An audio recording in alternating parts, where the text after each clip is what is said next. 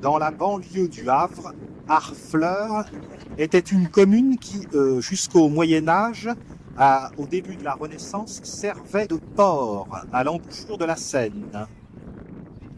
Mais Harfleur s'est ensablé et François Ier a pris la décision de créer le Havre de Grâce.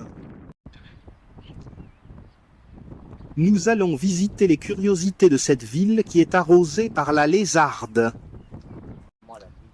Les quais de la Lézarde.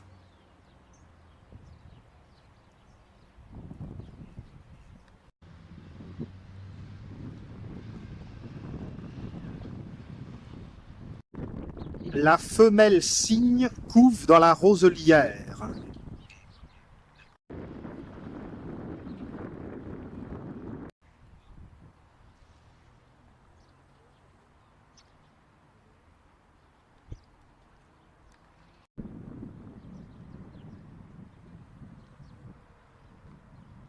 Les quais de la Lézarde offrent un spectacle reposant.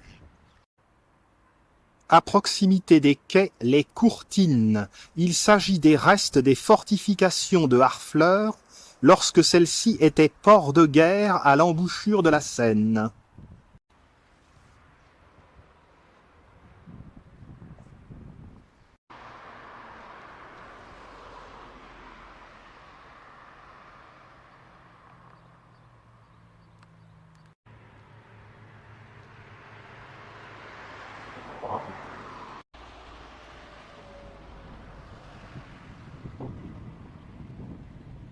Joli coup d'œil sur les quais de la Lézarde en amont.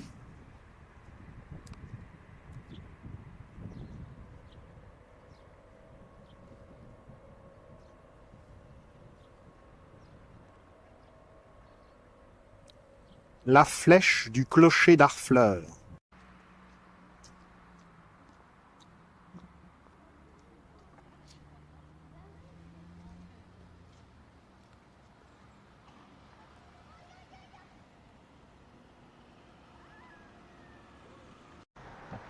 Partant du quai de la Lézarde, un petit sentier nous emmène vers la Brecque.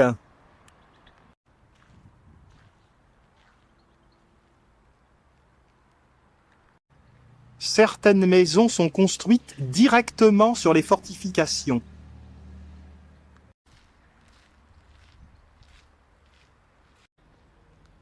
Brunus en fleurs.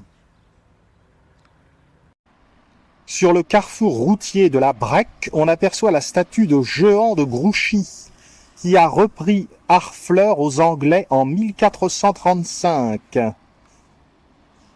Celle-ci avait été prise en 1415 par Henri V d'Angleterre, qui avait percé une brèche, d'où le nom La Brecque, pour ce carrefour.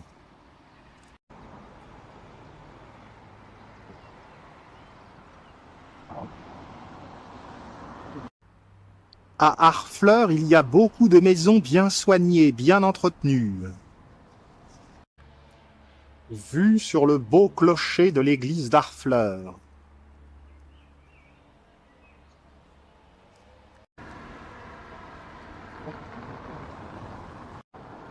Rue du Général Leclerc. Harfleur, cité du Moyen-Âge, sait également construire l'avenir. Une maison ancienne a d'ailleurs été rénovée pour s'intégrer à ce nouveau cadre.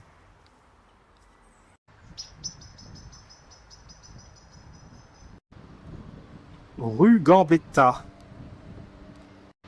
Hôtel Frémont, fin du XVIIIe siècle. Résidence Charles VII. Des couleurs bien vives.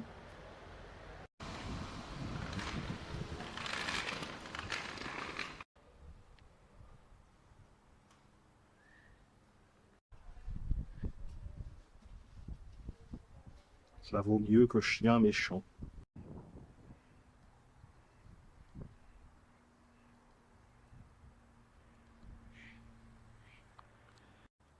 Le quai de la Douane permet de revenir vers la Lézarde.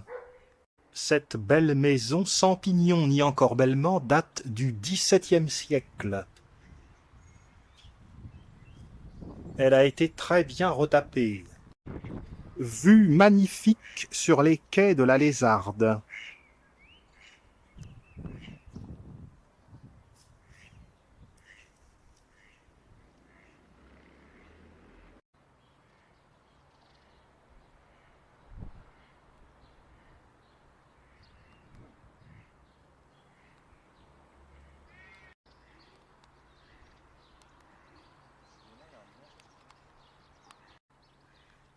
Belle vue d'ensemble. Venise sur Lézarde.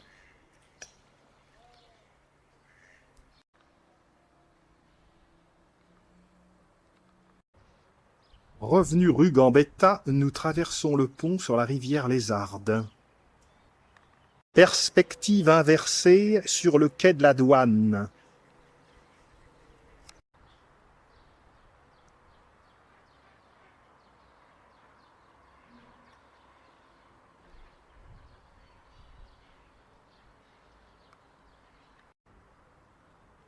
En amont.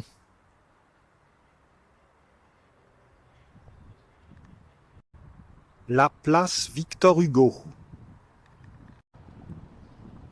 Pont Gorin.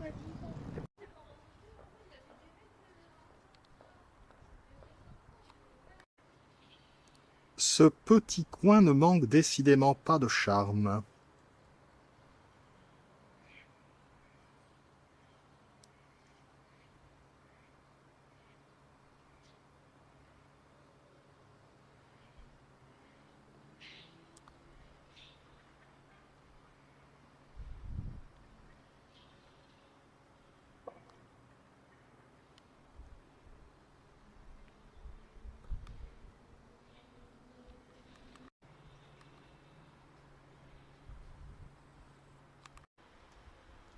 Dirigeons-nous à présent vers l'église d'Harfleur.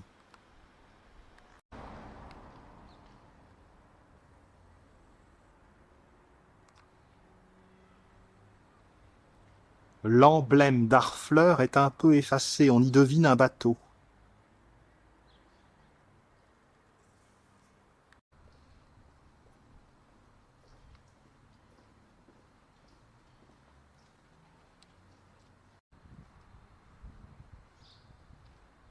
Nous arrivons devant l'église Saint-Martin.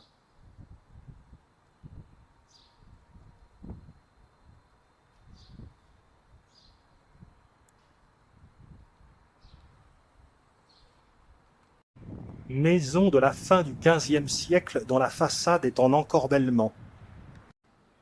Le clocher de l'église Saint-Martin est le plus haut de tout le pays de Caux. L'église date du XVe siècle. C'est Charles VII notamment qui a fait percer les entrées ouest et nord. L'entrée a été remaniée dans le style néoclassique par Louis XIII. La nef a été abattue malheureusement en 1806 faute d'entretien. Éléments de décoration de style gothique flamboyant.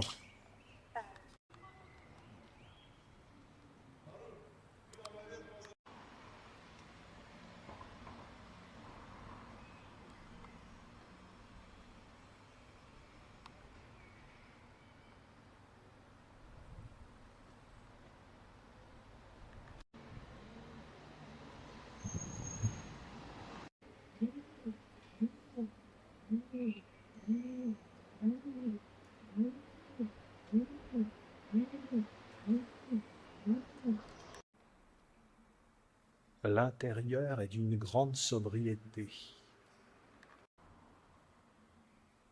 En 1999, une campagne de remise en valeur a permis de poser ces vitraux modernes.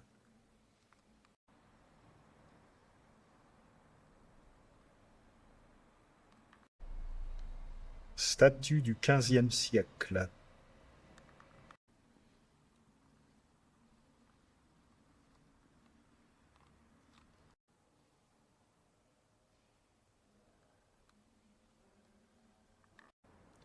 Les orgues sont modestes, mais le buffet d'orgue semble très bien sculpté.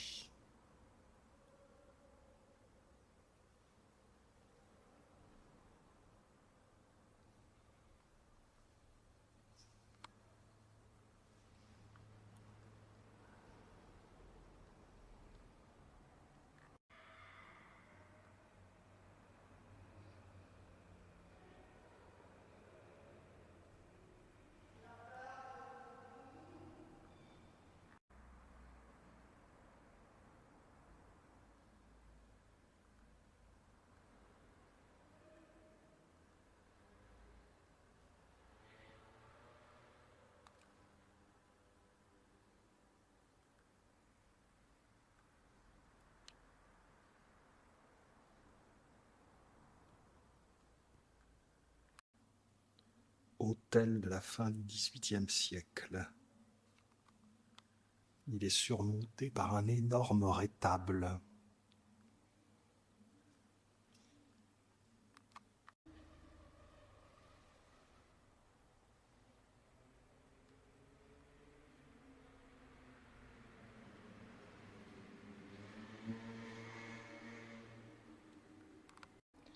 L'église aurait dû être immense. Voici en effet ce qui a été construit à la fin du XVe siècle et ce qui était projeté. La partie A qui n'a pas été construite, ça devait être le chœur.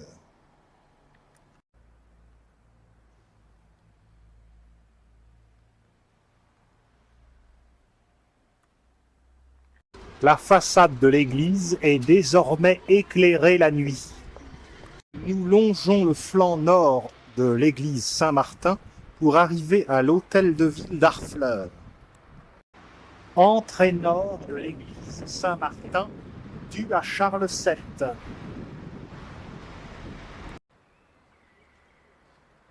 Ces maisons ont été construites avec des pierres de la destruction de la nef de 1806. Hôtel de ville de Harfleur.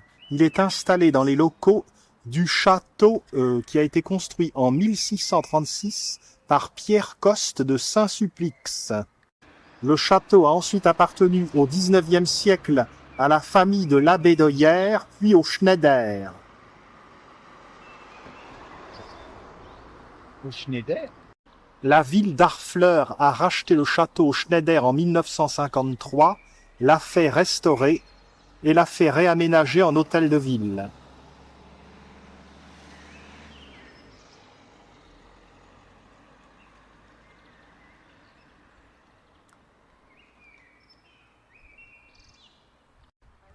Quelques tulipes noires.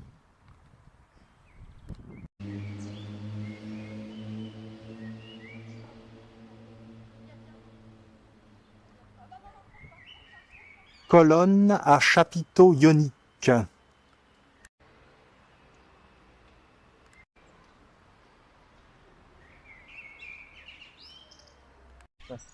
Tulipe perroquet.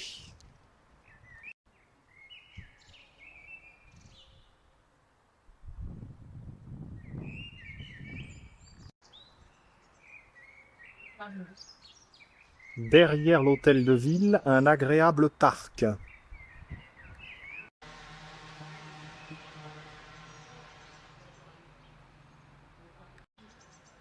Tulipe frisée.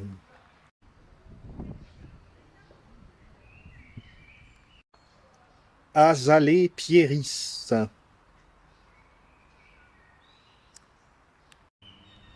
Érysimum. L'arrière du château. La belle lumière du mois d'avril.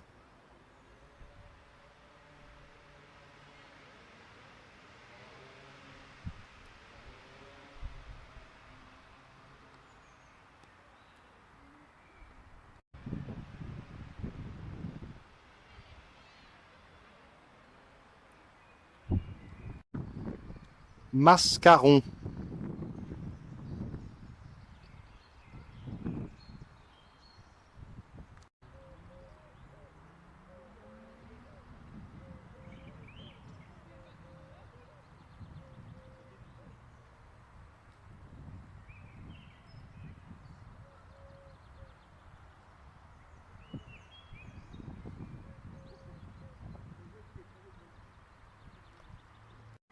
Superbe platane.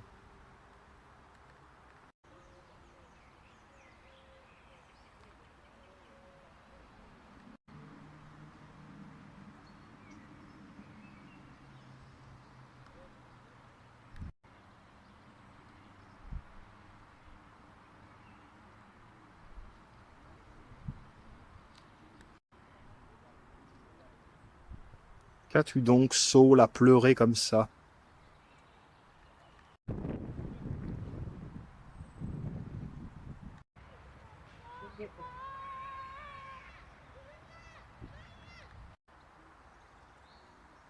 Arbre séculaire.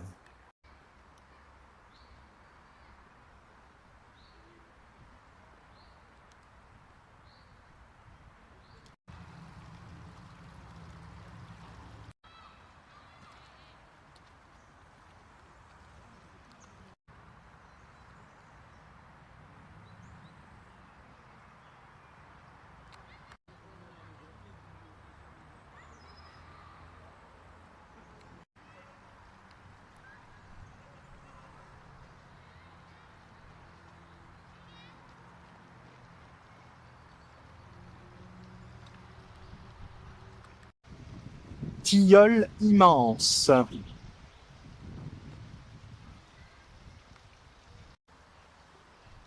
On ne se lasse pas de photographier Harfleur dans ce berceau de verdure.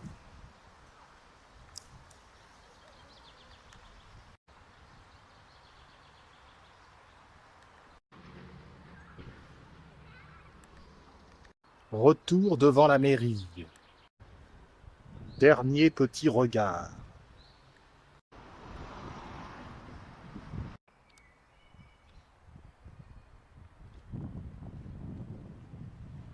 Poursuivons.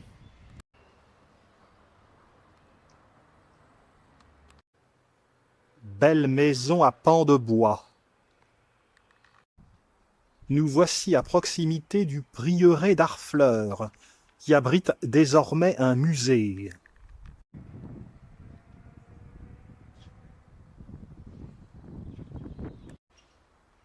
Inondation de pâquerettes.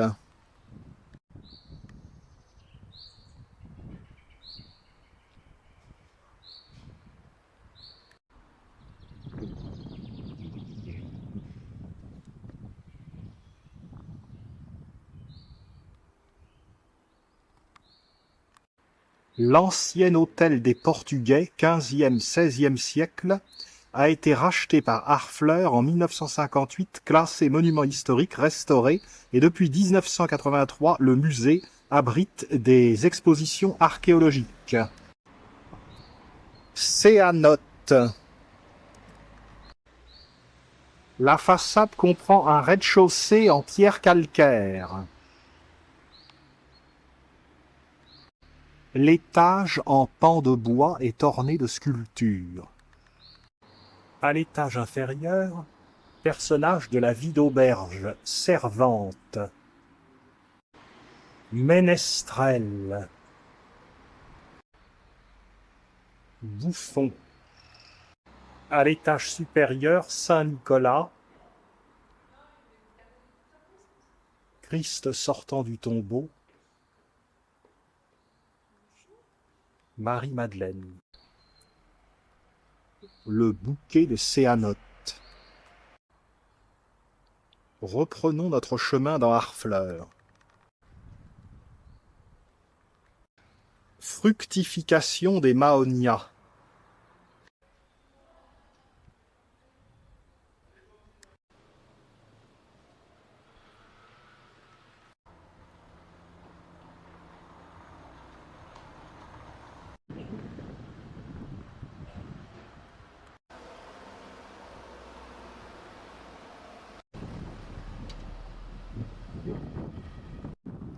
Maison au sauvage, milieu du XVIe siècle, avec un médaillon peut-être inspiré d'un groupe d'Indiens d'Amazonie débarqués à Harfleur vers 1550.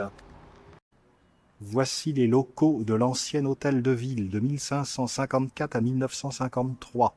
Ils abritent désormais la bibliothèque Elsa Triolet.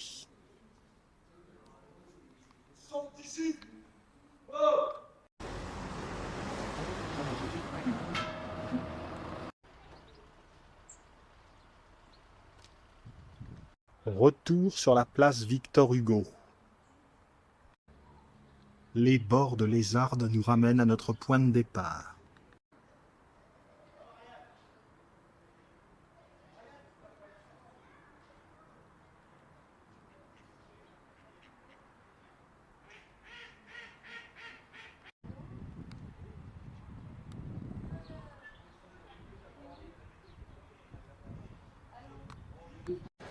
C'est l'heure de la bronzette.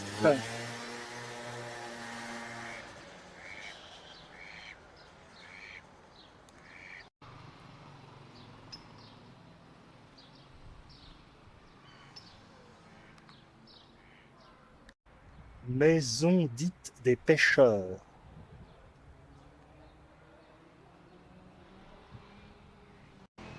Appareillage de silex et de briques.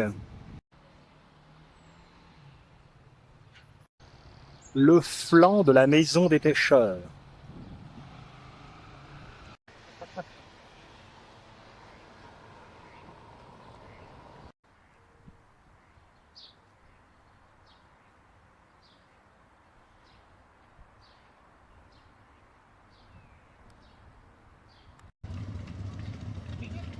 La Lézarde se jette dans le canal de Tancarville. Dans les flots de la Lézarde, de véritables colonies de palmipèdes.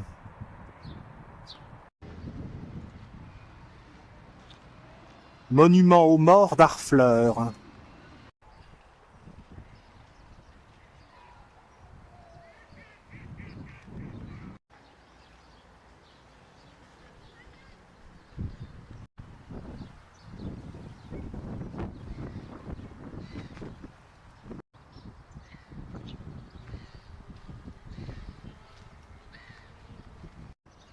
Vue générale de la chaussée Maréchal Joffre. La chaussée Maréchal Joffre enchaîne avec le quai Bello. Petit sentier végétal pour suivre le canal.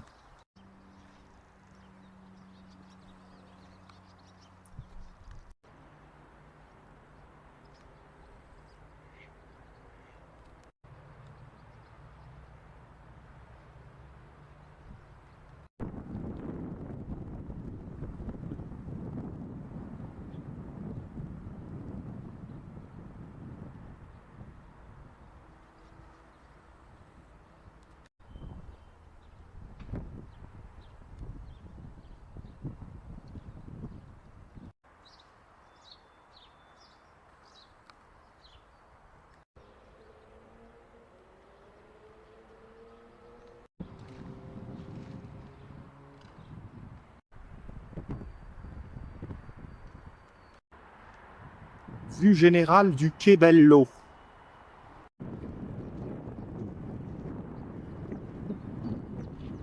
Passerelle au bout du quai Bello. La Lézarde se jette dans le canal de Tancarville.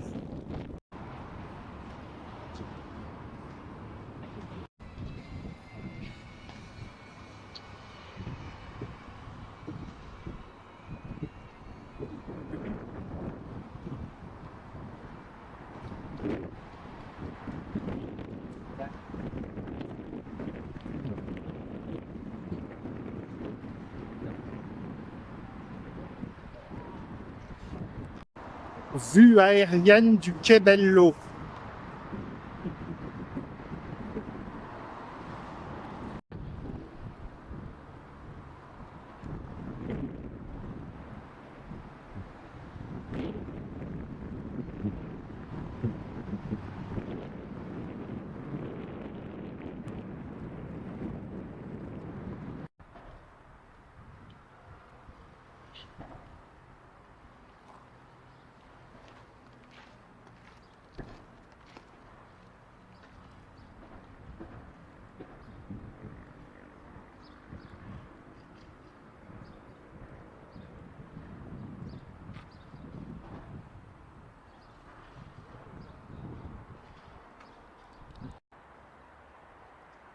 Les maisons du canal.